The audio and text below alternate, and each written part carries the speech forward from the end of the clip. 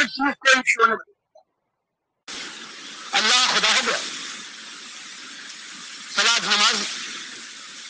صوم روزہ ہو گیا، اور یہ سیاہ ستہ وجود میں آئی جو 273 میں ان کے ماجہ مرے ہیں، تو بتاؤ ان کی موت کے بعد ہی تو سیاہ ستہ بنی ہے، کون کہتا ہے؟ بتاؤ کون ہے، کس نے سیاہ ستہ کا فیصلہ کیا؟ سارا اشبوں کا معاملہ، یہ ایسی کتابیں جن میں سارے ان کے مقصد کی چیزیں مہدی کے بعد ہے جو وہ آئے گا، نبی صلی اللہ علیہ وسلم بھی جو نہیں کر پائے وہ کر کے دے گا، ابو بکر عمر رضی اللہ تعالیٰ عنہ دونوں کو قبروں سے نکال کر جن میں 1000 بار پھانسی دے گا، اور آخر میں دے گا۔ یہ ساری ان کے اندر موجود، ترمذی ہو، ابو داؤد ہو، نسائی ہو، ابن ماجہ ہو، ساری عصمت اس کے اندر بھری ہوئی ہے۔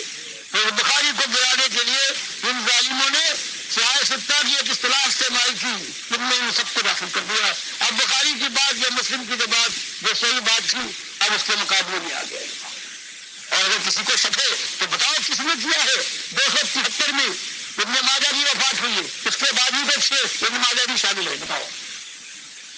یہ وہاں سے یہ بات آئی، اور اس کے بعد بیہقی نے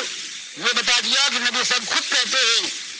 کہ وہ میری قبر کے پاس آ کر درود السلام پڑھے میں سنوں گا، اور جو دور سے پڑھے گا وہ پہنچایا جائے گا، اور اس کے بعد پھر زادان کی ایک روایت اور جو امام احمد سے شروع ہوئی قیامت تک وہ چلتی رہے گی زادان والی کہ ان اللہ کے ملائکہ سیاحت کے بندے جنہوں کے السلام، تو وہاں تو خود سن لی درود سن لی، اور زندہ ہے بالکل خوشبو ہوئے نبی صلی اللہ علیہ وسلم، اور فرشتے ہیں وہ عربی بھی نہیں جانتے کہ اللہ کا بندہ کہتا ہے اللہم صلی، اے رحمت کرنے والے اللہ تو رحمت فرما محمد صلی اللہ علیہ وسلم، مخاطب ہوتا ہے وہ اللہ سے، اور کہتے فرشتے اس کے اعمال کو لے جا کر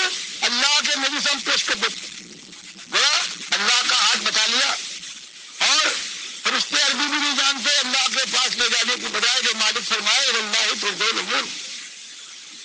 سارے معاملات تمہارے نبی سے ہم کو ہوں یا کسی کو ہوں، اس طرح سے خدائی دے دی، بیٹھی دے دی، انہیں الہ بنا دیا، زندہ تو کر چکے تھے، اور اس کے بعد پھر گھوم مچ گئی، اس کے بعد سے ایک کوئی تفسیر کوئی حدیث کی شرح لا کر دکھا دو کہ اس 30ویں صدی کے بعد کوئی ایک عالم بھی جس کو دنیا میں آج عالم مانا جاتا ہے اس نے کبھی یہ کہا ہو کہ یہ مردہ زندہ نہیں ہے، یہ اعمال نہیں پیش ہوتے، تو بتاؤ گھوم مچ گئی۔ اب وہ پہلی صفت کی الہ کی وہ اللہ کے بندوں کو دیں گے، پھر اس کے بعد اب القیوم پر کیا روئے، کہتے ہیں یہ معذور بھی ہے مختار کل بھی ہے، اب اس کی بات تو تھے تم نے پہلی عبت والے تم نے اللہ کے ساتھ یہ سفر کر، اور جب میں نے قرآن و سنت کے ذریعے سے کہا کہ میرے بھائیوں کچھ سوچو، ایمان کا جو معاملہ ہے کہ مالک فرماتا ہے یہ 18 انبیاء ہیں، بڑے اعمال والے، ان کے مقابلے میں غیر نبی کیا عمل کرے گا، لیکن بلو اشکو یا حبط عنہم ما کانوا یعملون، ایک شرک کے اوپر سارے اعمال میں برباد کر تو یہ ہے وَلَقَدْ أُوحِيَ إِلَيْكَ وَإِلَى الَّذِينَ مِن قَبْلِكَ لَئِنْ أَشْرَكْتَ لَيَحْبَطَنَّ عَمَلُكَ وَلَتَكُونَنَّ مِنَ الْخَاسِرِينَ۔ اے نبی صلی اللہ علیہ وسلم تب تو آج آپ کے ساتھ کوئی خصوصیت نہیں ہے، ہر رسول کے اوپر ہر نبی کا مسئلہ، ایمان کا مسئلہ، توحید کا مسئلہ ہے، بس شرک ہمارے لیے گالی ہے، ابن آدم شتمنی، ہمارا کھائے ہماری دھرتی پر چلے، ہماری ہواؤں میں سانس لے، ہم نے اس کی ماں کی چھاتی کو تیار کیا تھا، اس سے اپنی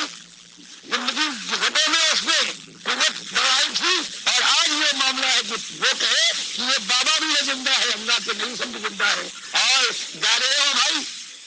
مدینے جا رہے ہو، مدینے والے نے بنوایا، تو جاؤ وہاں پر قبر پر پہنچ کر ہمارا سامان بھی کہنا، تو یہ آج ہو رہا ہے خالص کفر شرک۔ اس کے بعد ان آنکھوں نے دیکھا ہے 47 میں یہ ڈاکٹر مسعود الدین عثمانی رحمۃ اللہ علیہ کی مخلصانہ آواز ہے، اور شرک اور کفر کو اس طریقے سے کھول کھول کر بیان کر رہے ہیں، طاغوتوں کی نشاندہی کر رہے ہیں، اور سب سے بڑا مجرم ان شیعوں کو قرار دیا، ان رافضیوں کو، کہ انہوں نے سب کچھ بدلی کر دیا، پورا دین بدلی کر دیا، انہوں نے ایمان بدلی کیا، صحابہ کے مراتب بدلی کیے، اصطلاحیں بدلی کی، اور انہوں نے آج جو دنیا میں یہ جو سب کچھ ایک کالے جھنڈے اور کالے کپڑے اور گھوڑے کی پوجا ہو رہی ہے اور اسلام کے نام سے ہو رہی ہے، اندازہ لگائی اس قدر شرمندگی کی بات ہے۔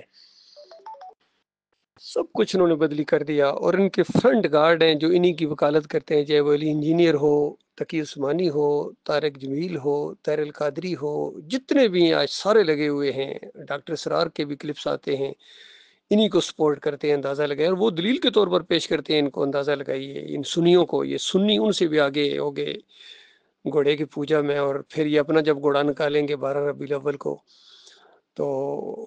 ہر جگہ گمبد کو پوجیں گے، چوکوں میں رکھ کے، ٹرکوں پر رکھ کے، ٹریلوں پر رکھ کے، تو ایک ادم مچا ہوا ہے شرک کا، کفر کا۔ تو اللہ کے بندو، اصل چیز ایمان خالص ہے، جب تک توحید کی بات سامنے نہیں آئے گی، ایمان خالص کی بات سامنے نہیں آئے گی،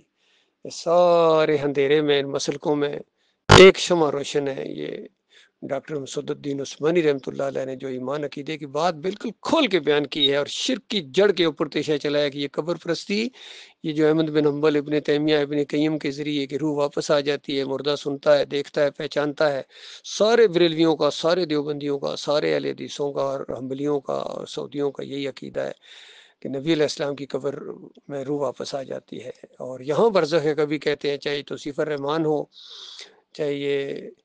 علی انجینئر ہو، حالانکہ اس قبر کے اندر، یہ جو دنیاوی قبر ہے، اس میں روح نہیں لوٹتی ہے قیامت سے پہلے۔ نبی علیہ السلام اور شہداء جنتوں میں زندہ ہیں، ان قبروں میں نہیں۔ ان قبروں میں زندگی ثابت کرنا یہ جہالت کی انتہا ہے، اور سماع موتا کا عقیدہ اور حیات نبی فی القبر کا عقیدہ یہ شرک کی جڑ ہے۔ ڈاکٹر عثمانی رحمۃ اللہ علیہ نے یہ ہیڈنگ باندھے ہیں، کتابوں کے نام رکھے ہیں، اندازہ لگائیے۔ تو اس انداز سے یہ ایمان کی دعوت آئی ہے اللہ کے بندو۔ اور بہرحال ڈاکٹر صاحب جو ایک جماعت چھوڑ کے گئے تھے، اب ان کے اندر پھر ایک شرک آ گیا ہے، سجدہ تعظیمی کا شرک محمد حنیف ان کے اندر لے آئے 2017 کے اندر، اور ڈاکٹر عثمانی رحمۃ اللہ علیہ کے اصلی ساتھی بہت کم رہ گئے ہیں۔ بہرحال جو رہ گئے ہیں وہ ہیرے ہیں، اسی دعوت کو آگے بڑھائیں گے، اس ایمان کی شمع کو ہم بجھنے نہ دیں گے۔ جہاں جہاں تک ڈاکٹر صاحب کا لٹریچر پہنچے، یہ آواز پہنچے، وہ میرے قریب ہونے کی کوشش کریں انشاءاللہ، پہلے سے زیادہ مضبوط بنیادوں کے اوپر، اس یعنی قرآن و حدیث کی بنیادوں کے اوپر پہلے سے زیادہ مخلص لوگ اس جماعت کو انشاءاللہ آگے لے کے بڑھ رہے ہیں الحمدللہ۔ اللہ تعالیٰ غور و فکر کرنے کی توفیق عطا فرمائے، اور مالک جم جانے کی توفیق عطا فرمائے۔ اسی راستے میں جو جم گیا اس کی کامیابی ہے، ایمان خالص کے لیے جئیں اور ایمان خالص کے لیے مریں۔ اللہ تعالیٰ ہمیں مخلص اور باصلاحیت ساتھی دے، اور اس راستے میں جماعت دکھائیں وہ لوگ ہم سب، اور مل کر اللہ کی دعوت کو سامنے آگے بڑھائیں۔